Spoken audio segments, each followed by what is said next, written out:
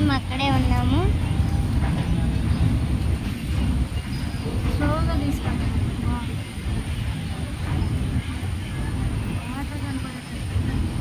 Beach కూడా చాలా బాగుంది మనం. సార్ వద్దాం ఇక్కడ.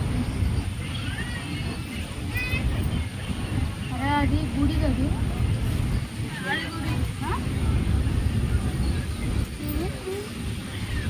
గుడికి వచ్చి స్నానాలు చేసేవాళ్ళు చేస్తారు. అయిపోయిందండి. ఇంకా మేము విజయవాడ దగ్గరకు వచ్చేసాము. విజయవాడ దగ్గరకు వచ్చేసామండి.